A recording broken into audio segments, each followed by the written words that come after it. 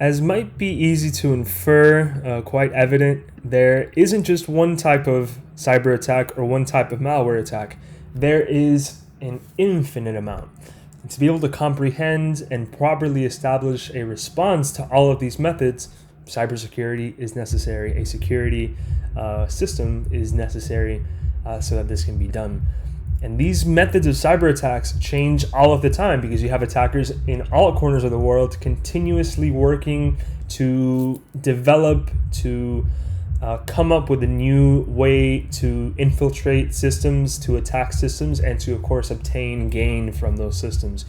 And this can outdate a new method, a new system, a new file, a new strain of malware can quickly outdate existing forms of protection that might not be able yet or equipped yet to deal with these methods of cyber attacks, with these types of malware, etc., etc., etc.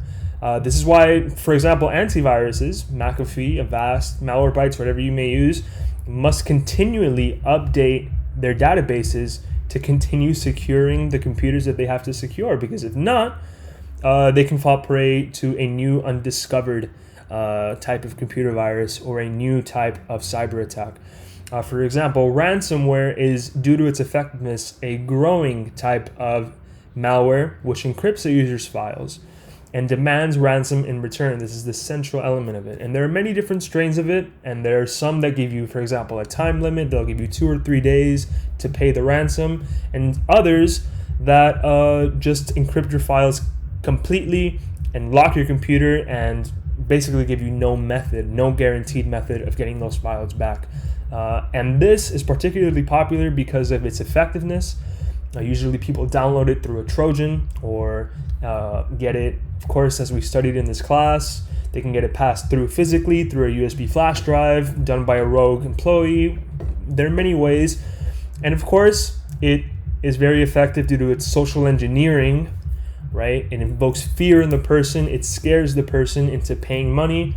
And it's also very, very, very easy to hide. There's no real way to find out who's done it. And there are many strains of ransomware which have even gotten as far as to infiltrate government agencies in the United States and abroad and inflict billions of dollars in damages to companies, to huge companies and startups all across the world whose attackers have not been identified yet.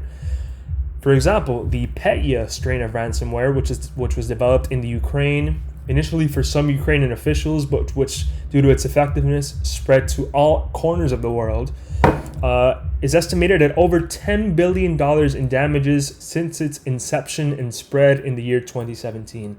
Now, this is not to mention all the other types of attacks that exist. There are Trojan horses, computer worms, which are some of the oldest cyber attacks, malware attacks in history, rootkits, rogue antiviruses, telephone scams, which are also growing in popularity, as we can see by our own missed telephone calls.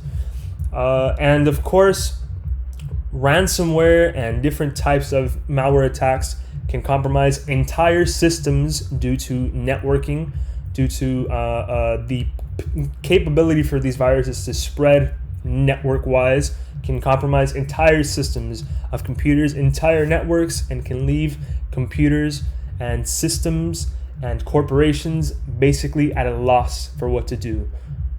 Frozen. So the answer, of course, is cybersecurity. Cybersecurity must be in place. A cybersecurity company must be hired, and insurance must be bought, and some type of plan must be thought up to ensure that these companies are as up to date as possible and as acquainted as possible with these types of attacks so that they don't occur and are curbed before they even happen. Because we've seen the damages and we've seen how negative and how horrendous these viruses can be towards a person or towards a group of people or towards an entire government. This is another reason, and my final reason today, for why cybersecurity is so important. Thank you for listening.